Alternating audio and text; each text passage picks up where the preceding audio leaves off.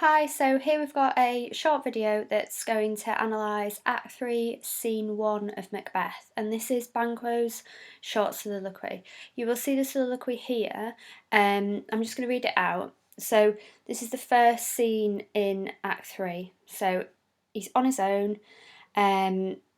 Thou hast it now, King, Cawdor, Glamis, all, as the weird women promised, and I fear thou playedst most foully for it. Yet it was said it should not stand in thy posterity, but that myself should be the root and father of many kings. If there come truth from them, as upon thee, Macbeth, their speeches shine, why, by the verities on thee made good, may they not be my oracles as well, and set me up in hope, but hush, no more. A senate sounds, so a trumpet sounds, enter Macbeth as king, Lady Macbeth as queen, Lennox, Ross, lords, ladies in attendance. Okay, so what's being said here? So there's two purposes to this speech. Let's take that off bold. So firstly, it reminds the audience of the witches' prophecies. Okay, so we're told, try and get that spelled right. So we're told in the opening line, look, you have it now, King, Cawdor, Glamis, all as the weird women promised. So just as the witches said, Macbeth, you now have it all. Okay, so that's the first purpose of this speech. The second purpose then is to reveal Banquo's suspicions. Ooh. Can't spell this morning, sorry. Of Macbeth.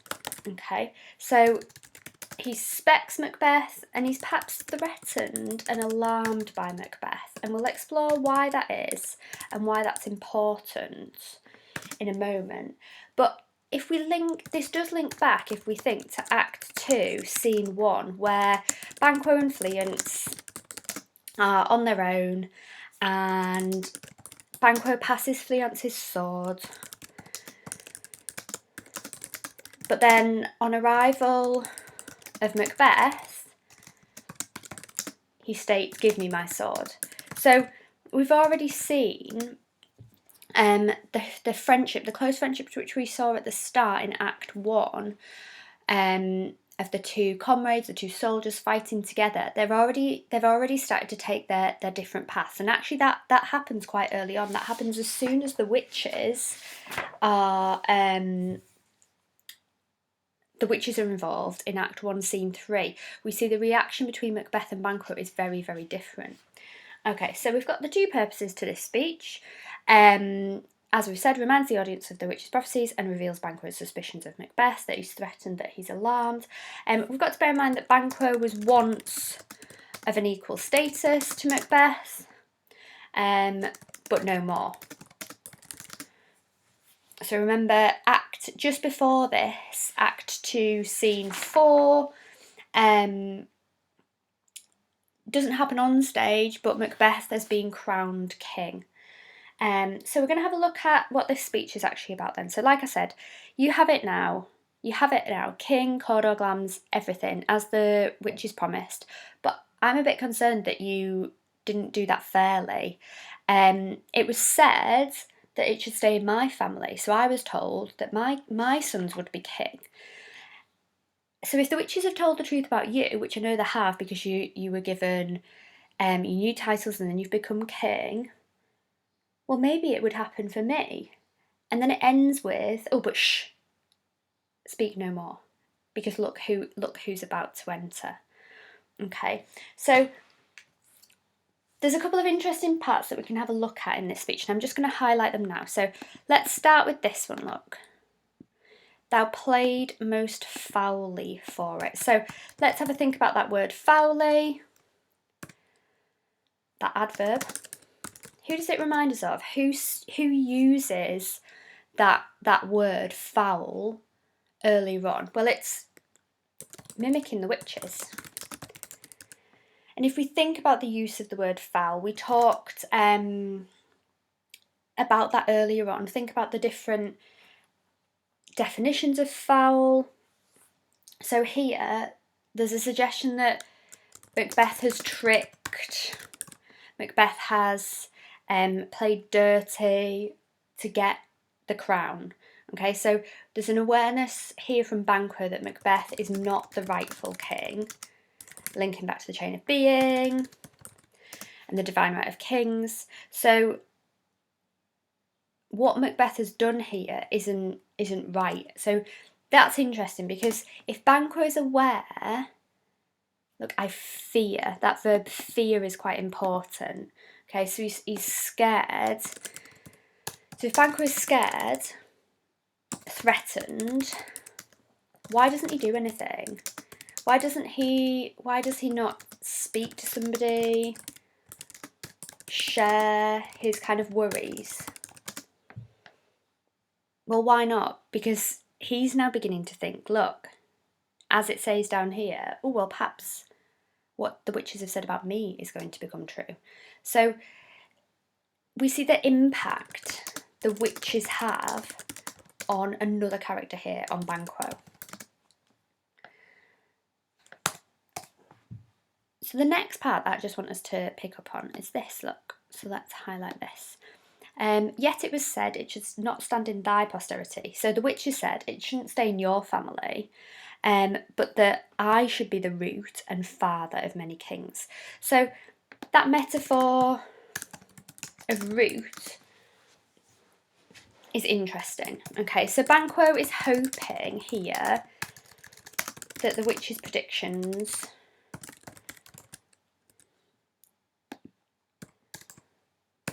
will come true.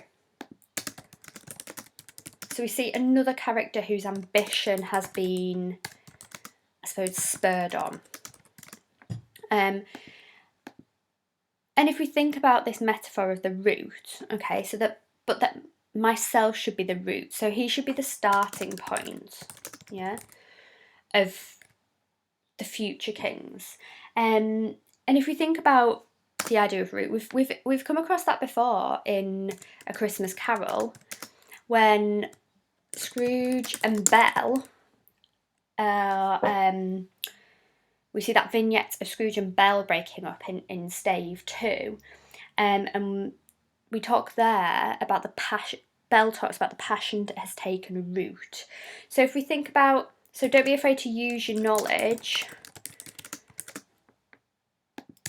or ideas from the other text. I'll just put that in, passion has taken root. So if we think about roots, we think about trees, we think about growth, we think about stability. This idea that actually without a root, plants and trees can't get the nutrients they need. So actually it's fundamental to the, I suppose, the life. So think about the fact that Banquo himself is describing himself as a root, okay? I'm just going to put Banquo up there. Think about what that tells us about him as a character, how he views his own importance now. So here at this point, we could say he's actually quite similar to Macbeth. He's ambitious, but not in the right way. Not for Scotland, not for restoring order, like we see with Macduff. He's ambitious for himself, and he doesn't share his concerns because of the potential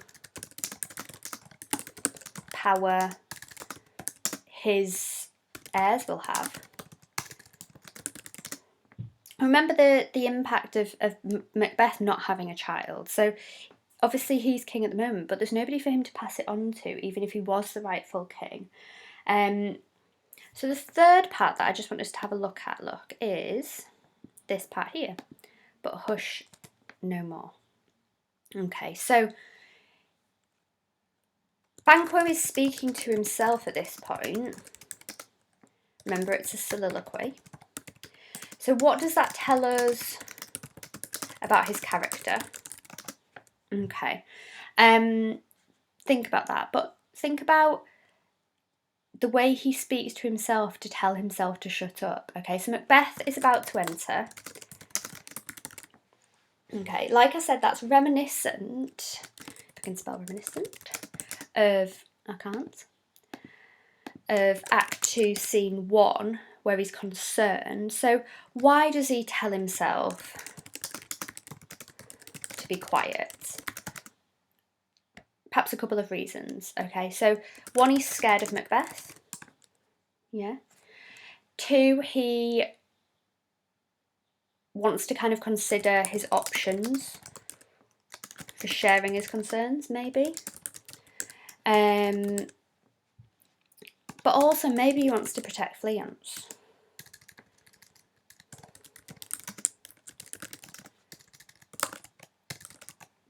So this, although it's a short little soliloquy, it is quite interesting. We see this character of Banquo, who, particularly in Act 1, Scene 3, was very cautious of the witches. Okay, so we talked about, if we remember,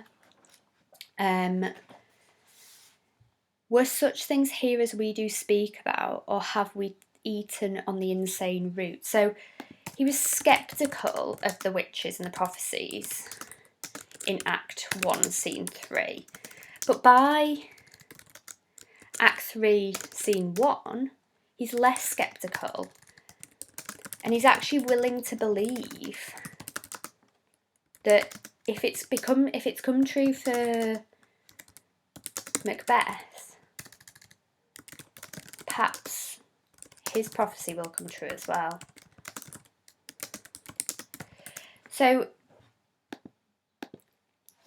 the scene, the section after this is then Banquo and Macbeth. So what follows this is Banquo and Macbeth having a conversation about where Banquo will be later. So Macbeth's trying to find out. He says, tonight we're going to have a supper, I request your presence. Macbeth then asks, are you going to ride this afternoon? Where are you riding? Who are you riding with? And that's Macbeth trying to find out where Banquo is going, because this scene here, Act 3, Scene 1, Macbeth, we hear a soliloquy from Macbeth coming up, which we'll analyse, but then that's followed by Macbeth arranging the murder of Banquo and Fleance.